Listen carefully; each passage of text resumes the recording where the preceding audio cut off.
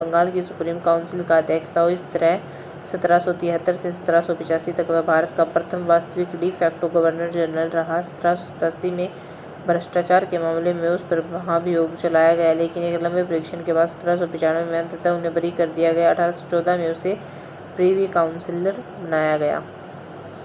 Second है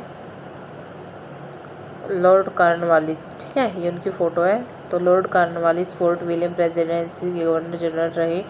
वे बंगाल का governor general थे। उन्होंने 1793 ईस्वी में बंगाल में स्थायी बंदोबस्त के रूप में एक नई राजस्व पद्धति की शुरुआत की। इनके समय में जिले के सभी अधिकार कलेक्टर को दिया गया और इसी ही भारतीय सिविल सेवा का जनक माना जाता है। इन्होंने कंपनी के कर्मचारियों के व्यक्तिगत व्यापार पर प्रतिबंध लगा दिया। इन्होंने भारतीय न्यायाधीश युक्त जिला अदालतों को समाप्त कर उसके स्थान पर 4 भ्रमण करने वाली अदालतें, जिनमें 3 बंगाल के लिए और 1 बिहार के लिए नियुक्त की गई। 1793 में प्रसिद्ध कॉर्नवालिस कोड का निर्माण करवाया, जो शक्तियों के पृथकीकरण सिद्धांतों पर आधारित थी। जिले में पुलिस थाना की स्थापना कर एक दरोगा को इंचार्ज बनाया गया। नेक्स्ट है जॉन शोर। ये उनकी फ़ोटो है।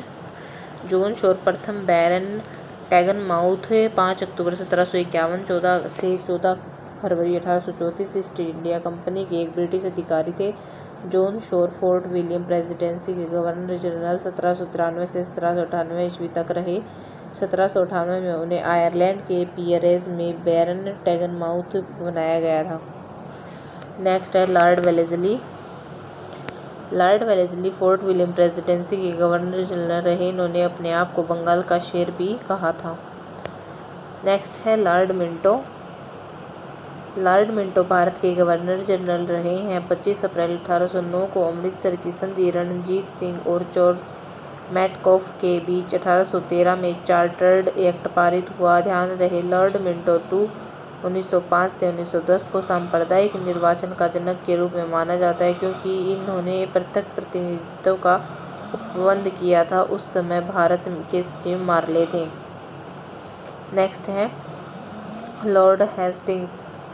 लॉर्ड हेस्टिंग्स 1813 से 1823 ईस्वी तक भारत का गवर्नर जनरल रहा। उसने गवर्नर जनरल के रूप में भारत में राजनीतिक श्रेष्ठता को बढ़ाने का प्रयत्न किया। उनके समय में सर्वप्रथम आंग्ल नेपाल युद्ध लड़ा गया। अंग्रेज जनरल गिलिस्पाई ने इस युद्ध में वीरगति प्राप्त की थी। इस युद्ध के परिणाम स्वरूप अल्मोड़ा पर अधिकार प्राप्त कर लिया गया और गोरखाओं की पूर्ण रूप से पराजय हुई। लॉर्ड हेस्टिंग्स के काल में ही तीसरा आंग्ल मराठा युद्ध लड़ा गया था, जिसमें मराठों की पराजय हुई। हेस्टिंग्स को पिंडारियों का दमन करने का श्रेय भी दिया जाता है। लॉर्ड एम्सहर्स्ट